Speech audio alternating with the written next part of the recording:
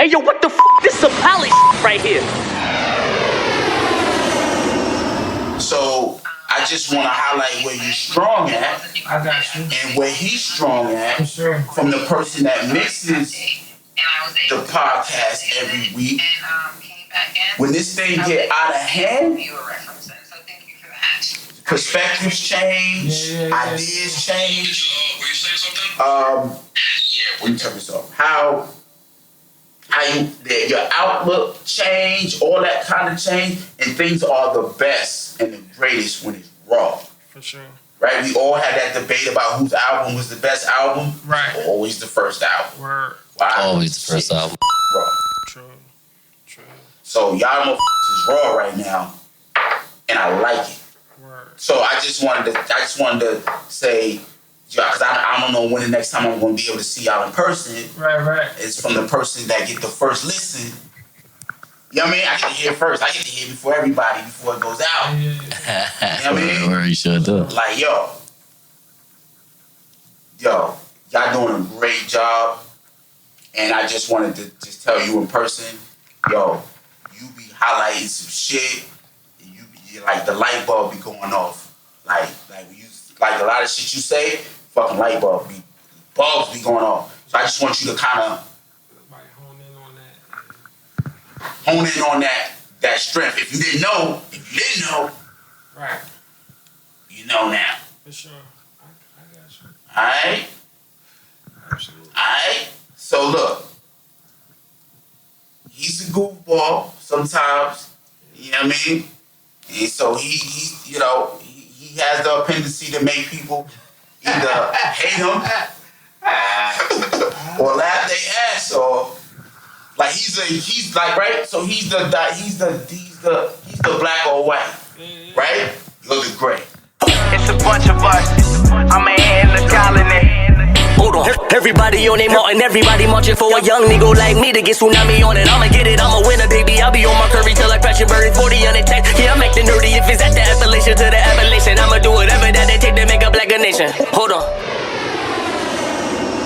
In American history, this can actually be a debate. Which was the one thing we should cure first? COVID or racism? You know? I don't know which one you should have cured first. Racism or COVID? Now, Anif has been a soldier for what's going on for Black Americans as far as, this is gonna sound crazy, but it's just realistic. Just the Black dead Americans that been slain by you know what, by you know who, by the organizations, We ain't gonna get into all that. But we wanna just, flip a clip to you, flip a clip. This is back in the day. This is the episode, The Ballot or the Booty. I don't even know what number this is, but this is definitely weeks ago. Did Black American men fail Breonna Taylor? Unfortunately, I have to say that Black men have failed Breonna Taylor. And I'm going to say it started with Breonna Taylor's father. I've been trying to research and find information on who Breonna Taylor's father was because he's not showing up in any of the rallies. He's not at any of the documentaries, any of the articles that you read. They always speak, of her mother. When we did that episode, I was curious because I'm like, yo, where the hell is her father at? Yeah. And I could not find anything about her father. And lo and behold, I actually did find out what happened where her father was involved. Her father was convicted of murder. Yeah. And apparently he had an altercation with one of his clients who was a crackhead, and that person ended up getting killed, and he ended up getting a long sentence in jail. I don't know if it's life or whatever, but the reason why he wasn't in Breonna's life was because he was incarcerated. So I still feel like he's at fault because it's like this. I'm a father of a daughter, and there's decisions that I made to ensure that I'm going to be free and available to meet my daughter's needs. And some that just didn't resonate with how I grew up, where I grew up, and all of that. And I've never been a street, but there's just decisions that I made to ensure that I would never go away and leave my daughter vulnerable in that situation. I think it was the day that Hov put his music back on Spotify that led me to believe that he was going to lose the title to a square named Jack Dorsey. What say you? Yo, as soon as Hov sells Tidal, I will cancel my family plan. I currently pay for the highest tiered family plan that allows for me to listen to Tidal myself and distribute to a few of my family members to listen as well. When Hov is gone, I am no longer going to be a Tidal subscriber, and I will probably end up being a iTunes subscriber because before Tidal, I was one of them. Remember when Apple had the Beats by Dre Yeah. app?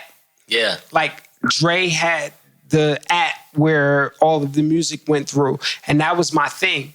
But then when Tidal came, I'm like, oh, Hov got his own app. I'm gonna support that. I'm gonna rock. And I've been a loyal Tidal supporter since 2016. So 4 years now. But as soon as Hov is not the owner, I'm out. It's wild. I wonder what made Tidal the third streaming service behind Spotify, behind Apple. You know, where did it go wrong at? No, they started late in the back. You know what I'm saying? But then you got to remember, like Spotify, you know, picked up where Spotify went in the podcast, and they started making investments into other ventures where people just kind of like gravitated towards that. So it's always Apple number one, Spotify number two. Tidal was trying to gain market share at number three, but for whatever reason, they just never gained traction. And if it's just because only Black people are trying to support it, you know, I get it. But, you know, I was, if for anything, I was one of the people from day one, like, yo, Hov got a service, we rocking. And I've been promoting it, and I know a few of my friends have Tidal strictly because I advised them to get it. Hey, yo, look at... Hey, yo. Hey, my man, hold on. As a Tidal subscriber, we didn't have that conversation, but You don't have Tidal because of me? No, I don't. But It's all good. I mean, but listen, we like-minded. You know what I'm saying? It's no big deal. We ain't gonna argue over that, dog. We ain't gonna argue over the greatness of Tidal. You know what I'm saying? I was actually thinking about, you know, to get my application to Tidal with this podcast. And like, this is crazy. Yeah. Where we gonna go? Where we gonna go? So listen, this is one thing I want to clear up real quick. Yeah. Is that I don't have a problem with Black people creating spaces, building up the equity in those spaces, and then selling them to white people. I don't have an issue with that. So if Hov bought Tidal for $56 million with Rihanna, Kanye, Nicki Minaj, and all of these people that he touted us to come to Tidal with, if he bought it for $56 million and he sells it for $120 million with a profit, it's a win. It's a win. Hov is going to figure out something else where we can gravitate towards, but I'm not mad at him selling it if he can get a profit from it. Hey, yo, what the f***? This is some Polly right here.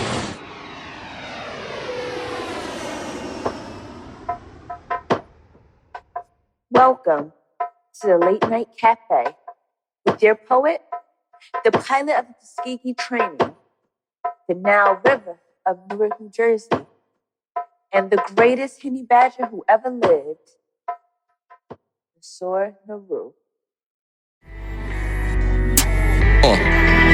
Listen, yo, Black American and by Black Carolyn, about to be on OnlyFans, been a back for $1,000. Stack that pan for a late night flight. We about to ball up, let me match it with the brand. I don't need a label for an accurate advance. I just need you to put the stack up in my hand. Who the fuck is you? I ain't depping up your hand. Bam, bam, giddy up, saddle up and scram. Started off fast cause of ADHD. Shine so bright, 10 ADHD. Girl, don't complain about the that you know cheap.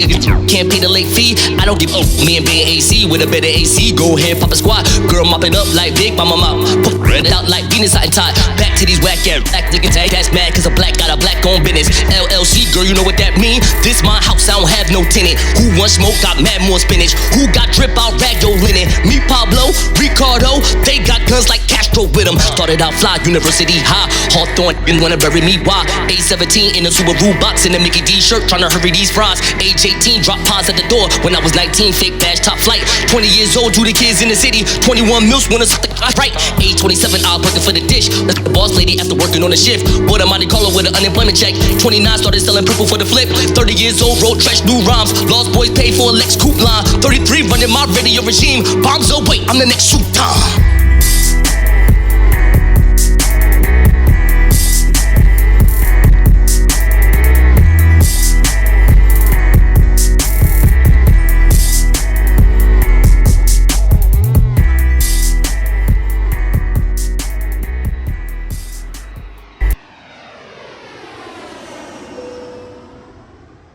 Ricky Ross got his 87 acres. Yeezy got his 1,000 acres. And now Dave Chappelle is set to purchase a Ohio fire station to convert into a comedy club. Hanif, is this the year of the black real estate developer? Yes. I'm appreciative of black people understanding what ownership means and taking full advantage of it.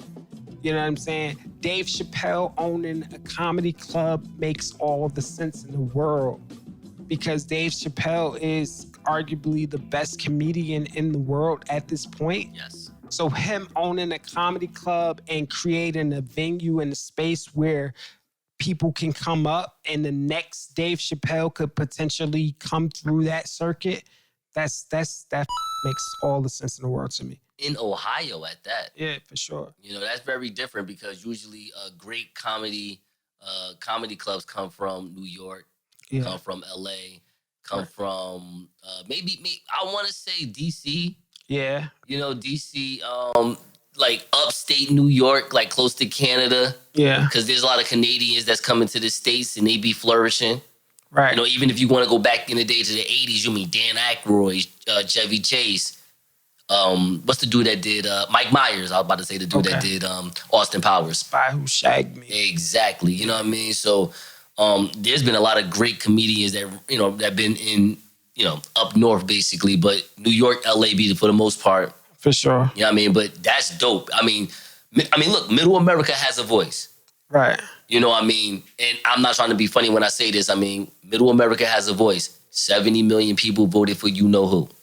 Word. So there is a voice no matter what, you know what I'm saying? For sure. As far as just this quote unquote, oh, we're gonna be a red state, whatever the that means. Right. That don't mean nothing. I don't even know why they think that means something, but you know, if that's what they rep, that's what they rep. But I'm just saying, to get whatever comedy comes out of that type of feeling, that type of area, it's something to behold, you know what I'm saying? Yeah. To at least acknowledge. Hey, yo, what the This is some poly right here.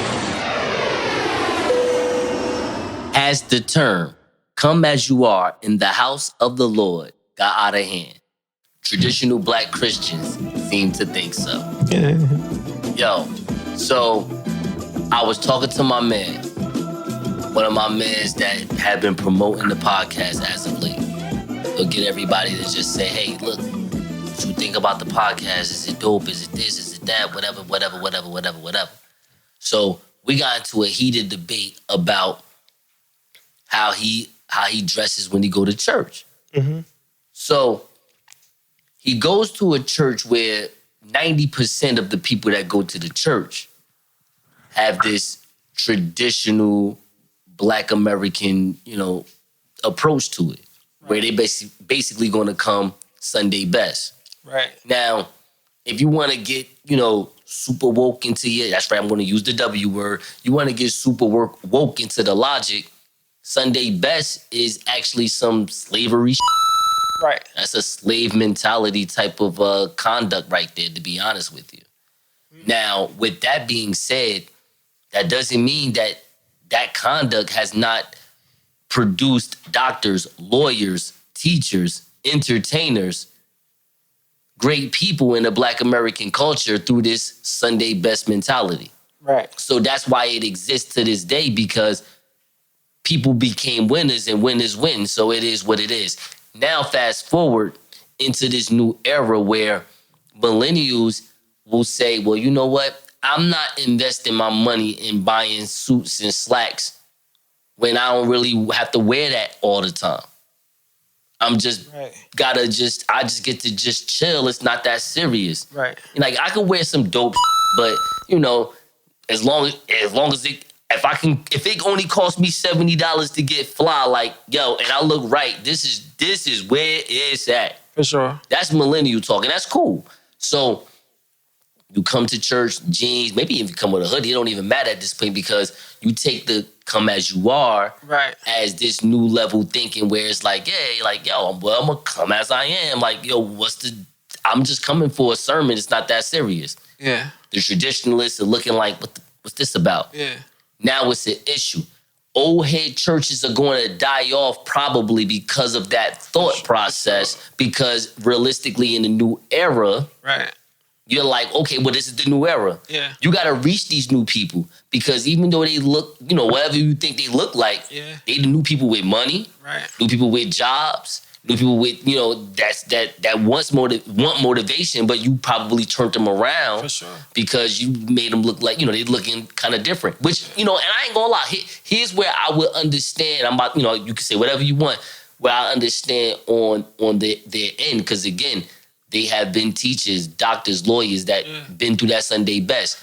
My thing is this: why don't the new people, like the millennials that want to dress down, you can go to a church that is more welcoming to that. Right. Don't fight a culture that's going to die off anyway. Like, that's just my whole point to that. What say you on that? So, I mean, at some point, there has to be a transition, right? Because the people who are going to die off have to pass the torch to somebody to take it over. Right. And if they're looking for more traditionalist people, they're just going to gravitate towards another group of people who are going to alienate the same people that they've been alienating, and their church family is not going to grow. Right. So when you say come as you are and accept everybody for who they are, like, I know for me, right? Like, if I could go to church in a sweatsuit, you know what I'm saying? It's easy for me. Like, yo, I was running errands Sunday morning anyway, and it's like, all right, let me go to church and get my word and, you know, feel that vibe without being judged. I'm more apt to go to church than that. But if I know I got to go home, change, put on the suit and the tie and all that, because that's how we grew up. Remember going to church? Like, your father was like, yo, you got to put on the tie. Yeah. You know what I'm saying? Yeah. I ain't had no ties. Right. He's like, yo, I got a tie for you. You got to wear a tie, though. So we grew up in that traditionalist sense where it was like, this is how we got to go to church. But I know that I probably would have went to church more often if I knew that I could just throw on my sweats, go to church, get my word, leave church, go have lunch, go run my family errands or whatever I got to do. It makes it easier and more convenient for me. So I'm going to shout out a church that is local as far as in Essex County. And I'm going to shout them out not only because, you know, my older sister Shakia's funeral, her wake was there, but because they broke the mold. They broke the mold, in my opinion, like 15 years ago. Like in the mid-2000s. Christian Love Baptist Church in Irvington. Okay. Where they already was very millennial in their approach anyway. Right. Jeans dressed down, the choir was dressed down, but it was rocking, it was love, it was they were still in their worship of God. For sure. You know what I mean? Like, so they broke that barrier, that stigmatism, they broke that. And that's my point that I was trying to tell my homeboy. I was like, yo, look, you just want to, like, me personally, I don't, in business, you may want to live in some type of uncomfortability. I know when I was doing music, like, yo, hey, I'm kind of going broke on getting CDs or going broke on getting flyers. But you like, yo, you believe in what you doing so hard. Right.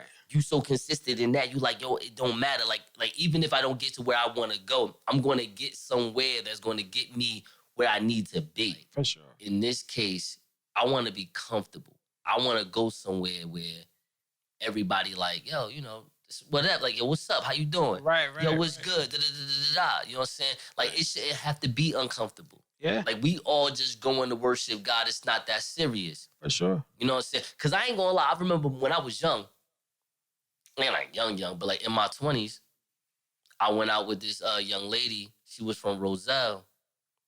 She was cute, cool. And I remember we went to, I believe this church is called Agape.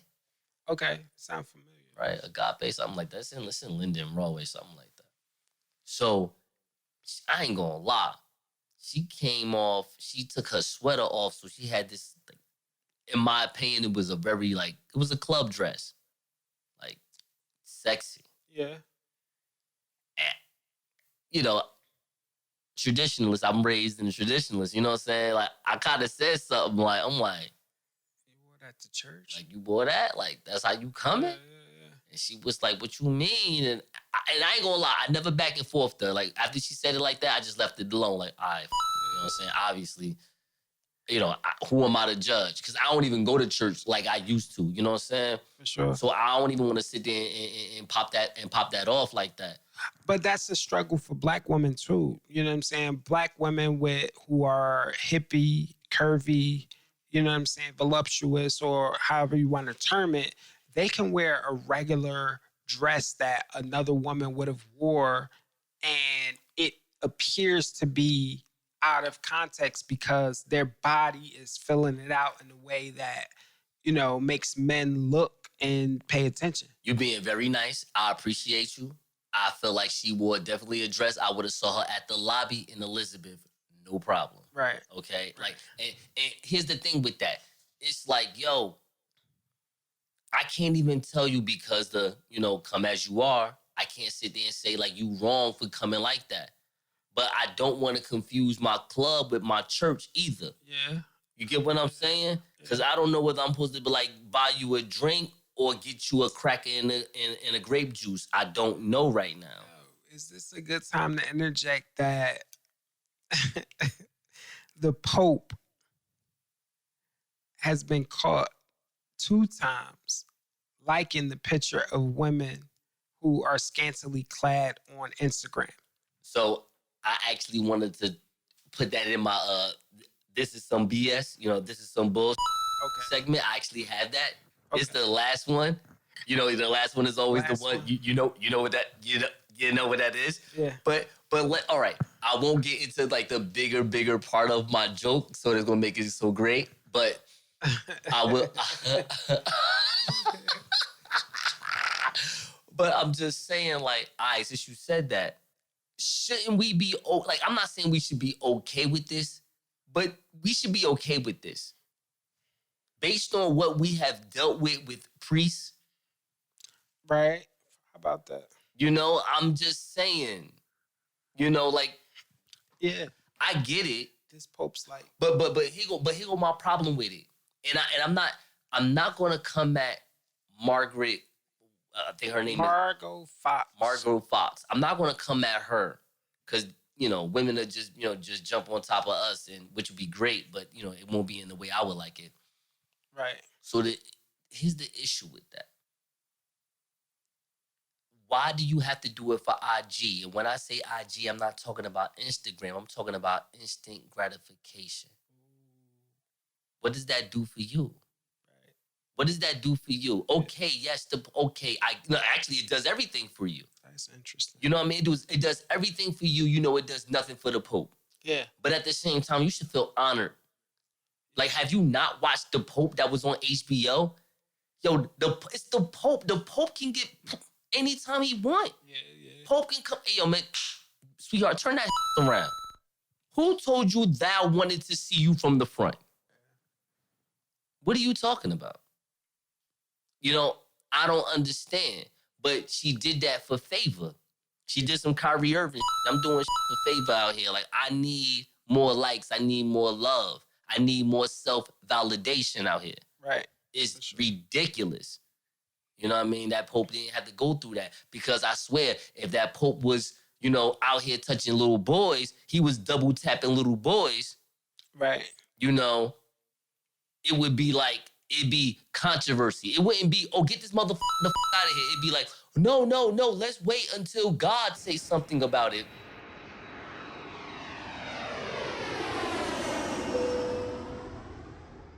Time to play the game where we find out who's capping. It is This Is Some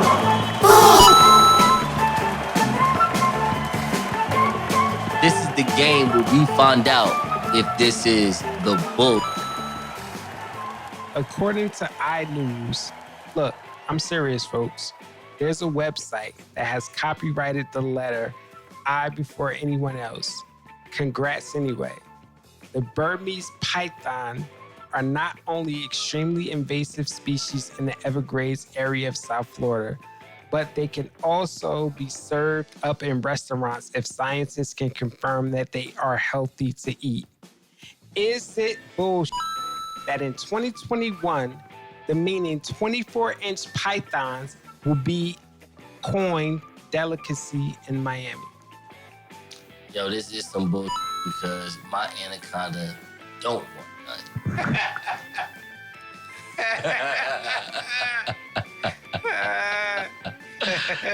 All right, I'm gonna go next. Houdini group. Hold up.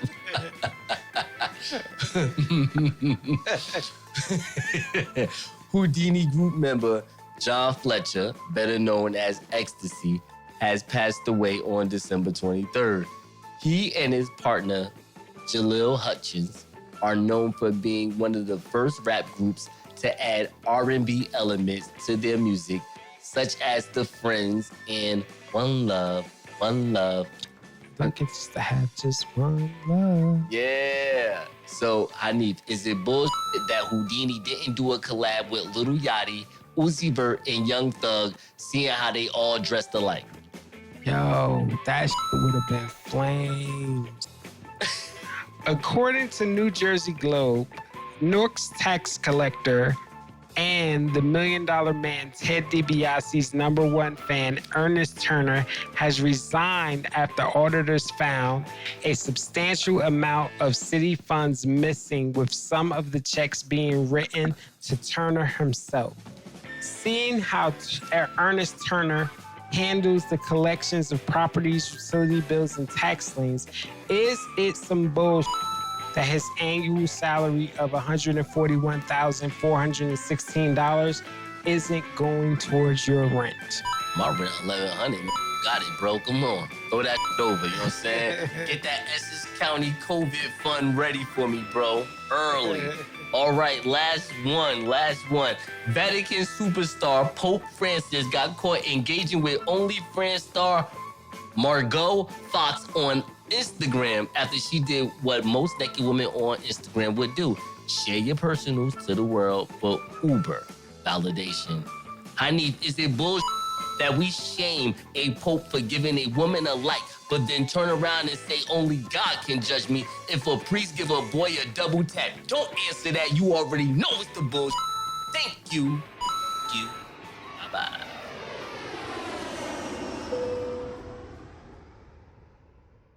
What do you want?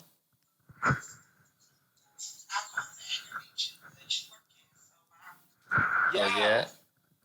Hey, we are potting right now, man. Okay.